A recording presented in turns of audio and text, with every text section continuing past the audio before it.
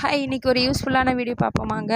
எங்கள் வீட்டில் துணி துவைச்சி போட்டிருந்தேன். அதை எடுக்க வரும்போது எனக்கு ஒரு ஐடியா தோணுச்சு.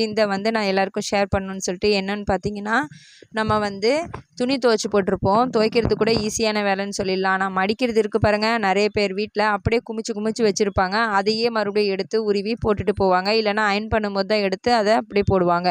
இனி அந்த கவலையை நீங்கள் விட்டுட்டு நான் சொல்கிற டிப்பை ஃபாலோ பண்ணுங்கள். கண்டிப்பாக ஈஸியாகவும் முடியும். உங்கள் வீட்டில் துணி மூட்டையாகவும் சேராதுங்க. துணியை இப்படி நம்ம காய போட்டுடுறோம்ல வெயிலில், அந்த சூட்டோடு எடுத்து கையோட எடுக்கும்போது மொத்தமாக எடுக்காமல் ஒவ்வொரு துணியாக எடுத்து இப்படி கையோட மடிச்சிட்டிங்கன்னா வேலையும் ஈஸி. நம்மளுக்கு துணிங்களில் எறும்பு கூட அடையாது. ஏன்னு கேளுங்க, அந்த சூட்டோட மடிக்கிறோமா, அப்போ எறும்பு உட்காராது. எறும்பு உட்கார்றதுக்கு காரணம், நம்ம அந்த ஜில்னஸோடு எடுத்து மடிக்க வைக்கும்போது அந்த கூலிங்க்கு எறும்பு உட்காரும். அப்போ நம்ம தெரியாமல் போடும்போது அந்த எறும்புகள் நம்மளை கடிக்க வாய்ப்பு இருக்குது. ஸோ இந்த மாதிரி சூட்டோடு எடுத்து துணி மடிக்கிறது இல்லாமல் நம்மளுக்கு அயனிங் பண்ண ஷேப்னஸும் கிடைக்கும், நம்மளுக்கு வேலை சுலபமாகவும் முடியும். நான் இப்படி தாங்க செய்வேன். ஸோ அதை தான் நான் உங்ககிட்ட இப்போ ஷேர் பண்ணியிருக்கேன்.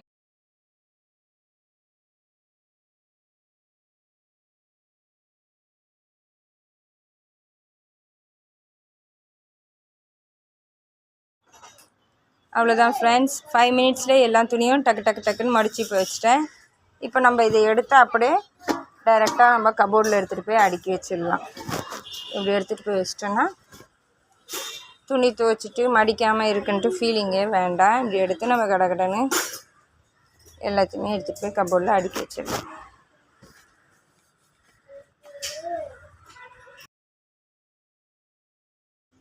ஓகே, இந்த தகவல் கண்டிப்பாக பிடிக்கும்னு நினைக்கிறேன். பிடிச்சதுன்னா ஒரு like and share, comment, subscribe பண்ணிக்கோங்க. மறுபடியும் நாளை ஒரு வீடியோவில் சந்திப்போம். தேங்க்யூ, பாய்.